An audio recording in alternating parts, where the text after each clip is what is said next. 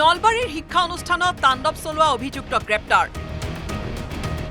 উদণ্ড অভিযুক্তৰ বিৰুদ্ধে কঠোৰ স্থিতি মুখ্যমন্ত্ৰীৰ ঘটনাক লৈ গৌৰৱ গগৈ মন্ত্ৰী জয়ন্ত মল্ল বৰুৱাৰ বাকযুদ্ধ বৰদিনৰ প্ৰাক্ষণত নলবাৰীৰ ছেইণ্ট মেৰিজ ইংলিছ স্কুলত তাণ্ডৱ চলাইছিল বিশ্ব হিন্দু পৰিষদ আৰু বজৰং দলৰ সদস্যই বিদ্যালয়খনত অনাধিকাৰ প্ৰৱেশ কৰি লণ্ডভণ্ড কৰিছিল সদস্যকেইজনে এই উদণ্ড সদস্যক অৱশেষত গ্ৰেপ্তাৰ কৰিলে আৰক্ষীয়ে গ্ৰেপ্তাৰ কৰিলে 4জন সদস্যক ভাস্কৰ ডেকা মানস পাটগিৰি বিজু দত্ত আৰু নয়নমণি তালুকদাৰক গ্ৰেপ্তাৰ আৰক্ষীৰ গ্ৰেপ্তাৰৰ পিছত সামাজিক মাধ্যমত কঠোৰ স্থিতি গ্ৰহণৰ কথা স্পষ্ট কৰে মুখ্যমন্ত্ৰী ডক্টৰ হিমন্ত বিশ্ব শৰ্মাই আৰক্ষীয়ে আইনমতে কাম কৰি যাব ৰাজ্যৰ শান্তি সাম্প্ৰদায়িক সম্প্ৰীতি ৰক্ষা কৰিবলৈ আমি বদ্ধপৰিকৰ সামাজিক মাধ্যম যোগে এনেদৰে উল্লেখ কৰিলে মুখ্যমন্ত্ৰী ডক্টৰ হিমন্ত বিশ্ব শৰ্মাই ইপিনে এই ঘটনাক লৈও ৰাজনীতি কৰিবলৈ নেৰিলে প্ৰদেশ কংগ্ৰেছৰ সভাপতি গৌৰৱ গগৈ মন্ত্ৰী জয়ন্ত মল্ল বৰুৱাৰ পৃষ্ঠপোষকতাতে নলবাৰীত বিশ্ব হিন্দু পৰিষদ আৰু বজৰং দলে নিন্দনীয় কাম কৰাৰ অভিযোগ গৌৰৱ গগৈৰ ঘটনাৰ সৈতে অনাহকত জয়ন্ত মল্ল বৰুৱাৰ নাম সাঙুৰাক লৈ গৌৰৱ গগৈক উভতি ধৰিলে মন্ত্ৰীগৰাকীয়ে স্পষ্ট কৰি দিয়ে যে যিখন বিদ্যালয়ত অপ্ৰীতিকৰ ঘটনা সংঘটিত হৈছে সেই বিদ্যালয়খন নলবাৰী সমষ্টিৰ নহয় বিদ্যালয়খন টিহু সমষ্টিৰহে অন্তৰ্গত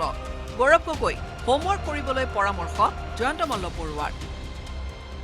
লোকসভাৰ বিৰোধী দলৰ উপদলপতিৰ দৰে দায়িত্বশীল পদত থকা ব্যক্তি এজনৰ নিজ ৰাজ্যখনৰে ন্যূনতম ভৌগোলিক জ্ঞান নাই বুলি কটাক্ষ গৌৰৱ গগৈয়ে উত্থাপন কৰা অভিযোগসমূহ খণ্ডন কৰি মন্ত্ৰীগৰাকীয়ে কয় যে অসমক এনে এক নেতৃত্বৰ প্ৰয়োজন যিয়ে তথ্যক সন্মান কৰে দায়িত্বশীলভাৱে কাম কৰে আৰু সাংবিধানিক মূল্যবোধক ঊৰ্ধত ৰাখে